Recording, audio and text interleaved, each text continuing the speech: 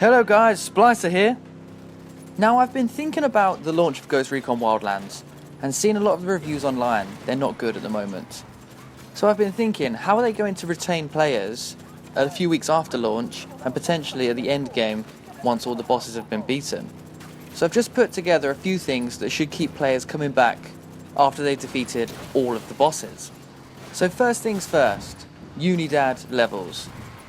From the closed beta, very simple. Obviously I understand you're in the easiest area and district, and it's going to get harder and there's going to be more things that Unidad can use against you when you're at level 4. So when it comes to the end game and the harder areas of Bolivia, it'll be good to see if they increase the levels of enemy that come after you and introduce tanks, planes and other sorts of vehicles that could come and get you. I also noticed when I was playing the closed beta that you reach level 4 fairly easily. I don't know whether that was just because it was the closed beta and you couldn't then reach the levels through killing lower level targets. However, it did get you there quite quickly. So it'll be interesting to see if they can extend that, where you do sort of maximum damage before they then send tanks and those sort of things after you.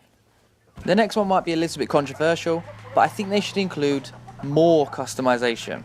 I know we've got massive customization with characters and weapons at the moment, but to be honest, it's not that unique because everybody has got access to it and it doesn't really give you much to work towards because you've got access to most of it at the beginning of the game.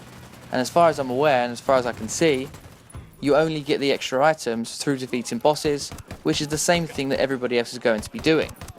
So a way to keep players coming back, and I'm moving on to my next point here, but is to introduce challenges and achievements where players can then unlock specific items for specific challenges that they've achieved. So it's going to be things that aren't easily achieved. So like I said before in previous videos, if you go for X amount of headshots or a long distance shot or a certain amount of time in a tank, you then get specific items for then doing those sort of things.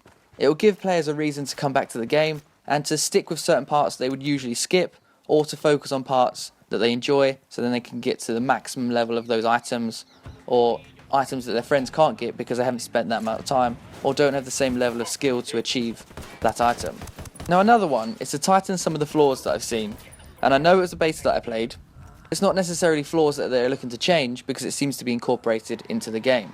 So for example, the muzzle flash of the enemy weapons looks like something from PS1, PS2 and early level games. It literally just looks like a 2D image that they've just thrown onto there and hope it would stick. Now another one of those flaws was actually brought to my attention this morning by one of you guys, was the actual simplistic driving mechanic that they have in this game. And I noticed it when I was playing the beta.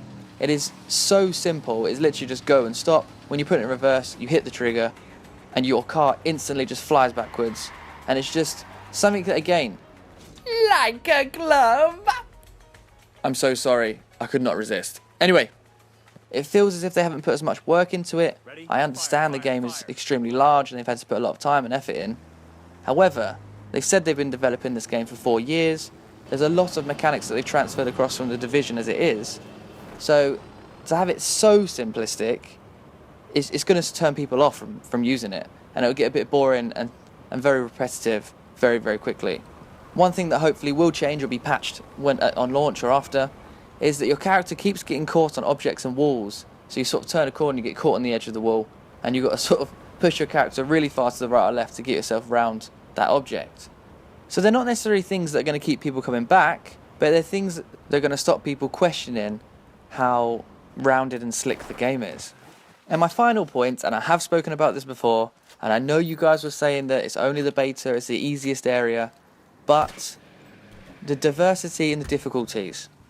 So I know Ghost Mode, I've said before, is quite simple, and I realise it will get more difficult in the different areas, but what I'm trying to say is, I would like to see that when you switch to a different difficulty, it actually changes the enemy. So whether that's the amount of enemy there are, how much they move in the area, or how easily you are detected. At the moment, it just makes your character more vulnerable, and that'll get quite boring quite quickly because it doesn't really give you a different aspect of the game. So talking about endgame, you're going to be trying out the sort of level 4 Unidad forces on Ghost difficulty, and it's not going to be that difficult if it remains the same as it was before. It just means you've got to try and avoid getting hit, but they'll go down just as easy, and there's going to be just as many of them as there was when you're playing it on regular difficulty. But anyway guys, tell me what you think in the comments below. I'm always interested to hear what you guys got to say. And I am really hoping this game's going to be able to bring players back and keep players coming back. I do think changes to some of the things I mentioned just previously will make it more appealing, diverse, and give players a reason for coming back to the game if they've already defeated the bosses. But if you enjoyed this video, please drop it a like. If you enjoy these sort of videos, please subscribe to my channel, because I'm always bringing videos about Ghost Recon Wildlands, and I'm going to look to branch out to other games.